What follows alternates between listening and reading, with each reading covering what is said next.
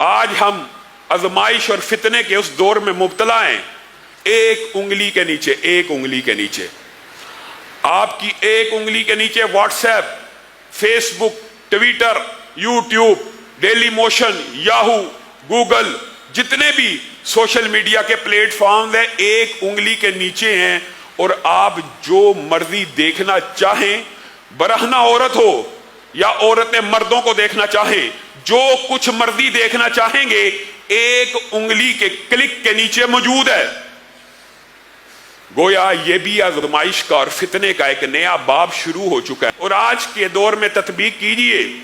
حقیقی بات یہ ہے جو بندہ آج بھی حیا رکھتا ہے، اللہ کے فضل سے ہم سب مسلمان ہیں. آپ نے دیکھا ہوگا ہماری کفیات خلوت میں مختلف ہیں اور جلوت میں مختلف ہیں. لوگوں کے سامنے ہم حاجی ہیں، نمازی ہیں، مولوی ہیں، علامہ ہیں، مفتی ہیں.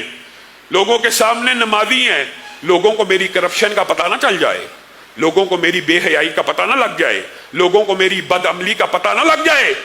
یستخفون من الناس ولا یستخفون من اللہ وہو معہم. یہ خلوت کے جو گناہ ہیں محدثین اور مفسرین نے لکھ دیا ہے. تنہائی کا گناہ اتنا بدترین گناہ، اتنا بدترین گناہ ہے کہ انسان کے دل سے ایمان کو صفا چٹ کر دیتا ہے اور انسان منافقوں میں شمار ہو جاتا ہے. لوگوں کے سامنے اور زندگی، تنہائی میں اور زندگی، اور لوگوں سے ڈرتے اور اللہ سے نہیں ڈرتے. اللہ نے منافقوں کے بارے میں یہ بات قرآن پاک میں کہا ہے، لوگوں کا خوف ہے، لوگوں کے سامنے اچھا بننا اچھا لگتا ہے، لوگوں کا بڑا خوف ہے. اور یہ شرم ہوتی ہے لوگوں کی، ہونی بھی چاہیے، معاشرتی اخلاق اور اقدار، اور یہی بات کا تقاضا ہے. لیکن اس اخلاق کا تقاضا یہ ہے اگر اللہ کی مخلوق سے ڈرتے ہو اس کے سامنے کہ ان کو ہمارا پتہ چل جائے گا، تو جب تم تنہا ہوتے ہو تم یہ گمان کرتے ہو تمہارا رب تمہیں دیکھ نہیں رہا یا تمہارے ساتھ نہیں ہے، اس سے کیوں نہیں ڈرتے؟ حقیقت میں تو اس سے ڈرنا چاہیے. ان تعبد اللہ کانک تراہ. اسلام کا مقصود اور مطلوب یہ ہے. احسان کیا ہے؟ حدیث جبریل بھی آپ سب نے سنا ہے، پڑھا ہے. احسان کیا ہے؟ احسان سے مراد یہ ہے، مطلوب ہے مومن کی، بندہ مومن سے جو مطلوب ہے، اللہ کو کیا مطلوب ہے؟ ان تعبد اللہ کانک تراہ. اللہ کی ایسی عبادت کرو، کیسی؟ جیسے رب کو دیکھ رہے ہو. فَإِن لَمْ تَكُنْ تَرَاهُ فَإِنَّهُ يَرَاكَ. اے بندہ مومن، اگر تیرے دل میں یہ خشوع و خضوع کی کیفیت پیدا نہیں ہوتی کہ تو اللہ کو دیکھ رہا ہے، یہ کیفیت پیدا نہیں ہو رہی، تو کم از کم یہ تو مان لے، یہ تو جان لے کہ وہ تو تجھے دیکھ رہا ہے. اس سے کیسے بچو گے؟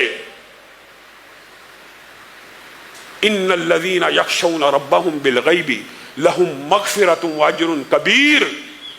اور یہ بات بھی یاد رکھیے، تنہائی کے اندر انسان یوٹیوب پہ بیٹھا ہے، کئی مرتبہ ایسے پیج آٹومیٹک کھل جاتے ہیں، کئی مرتبہ ایسی فحش تصویریں آٹومیٹک آ جاتی ہیں، پھر ان کے اوپر نظر نہیں جمانی.